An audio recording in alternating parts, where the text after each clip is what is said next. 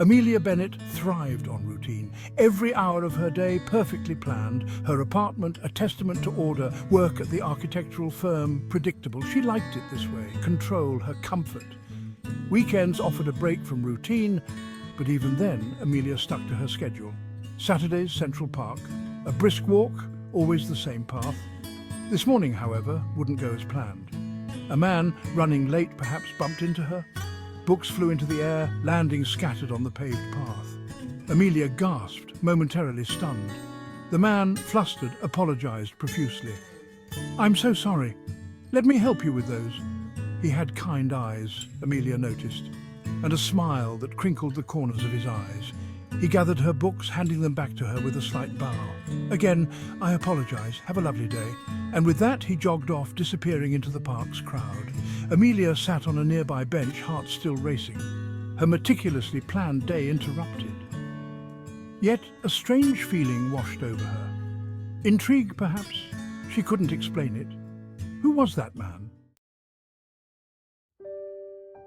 Jack cursed under his breath. He was officially late for his best friend's engagement party setup. Michael was going to kill him. Lost in his thoughts, he didn't see the woman walking towards him until it was too late. The collision sent books flying. "Oh no, I'm so sorry," he exclaimed, scrambling to pick them up. As he helped the woman gather her things, he couldn't help but notice her startled expression. She was beautiful, he thought, with her windblown hair and intelligent eyes.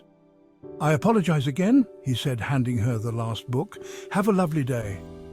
He gave her a quick smile and hurried off, hoping to make up for lost time. The encounter left him breathless, and not just from the run. There was something about the woman's startled gaze that intrigued him. He couldn't shake the feeling that their paths were meant to cross again. As he reached the park's edge, Jack glanced back. He could have sworn he saw the woman watching him, a hint of a smile on her lips. A surge of hope coursed through him. Maybe, just maybe, fate had something in store for them after all. The following week, Amelia found herself drawn back to the same spot in Central Park. She couldn't explain it. It was as if some unseen force was pulling her there. She hoped to see him again, the man with the kind eyes. Days turned into weeks, and the memory of their encounter lingered. Amelia found herself thinking about him often. His smile, his apology, the way he had looked at her. It was silly, she knew, to be so affected by a fleeting moment. She tried to brush it off, to focus on work and her usual routine, but the encounter had sparked something within her. A curiosity about the unknown, a longing for something more. One evening, while walking home from work, Amelia passed a cozy bookstore she'd never noticed before. On a whim, she decided to go in.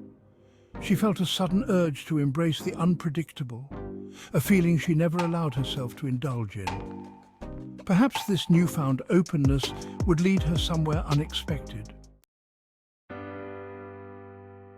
The next morning, Amelia found herself at the farmer's market, a rare deviation from her usual grocery shopping routine. She wandered among the stalls, taking in the vibrant colours and aromas. As she reached for a basket of apples, she heard a familiar voice. "Well, hello again." She turned to see him, the man from the park, standing behind her. A wide smile spread across his face. "We seem to have a knack for bumping into each other, literally."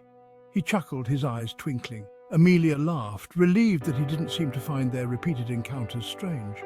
"It seems so," she agreed, feeling a warmth spread through her chest. "I'm Amelia, by the way." "Jack," he replied, extending his hand. "It's a pleasure to officially meet you, Amelia." They stood there for a moment, hands clasped, a comfortable silence settling between them. Amelia couldn't help but smile. Maybe fate was trying to tell her something. "Would you perhaps like to have coffee sometime?"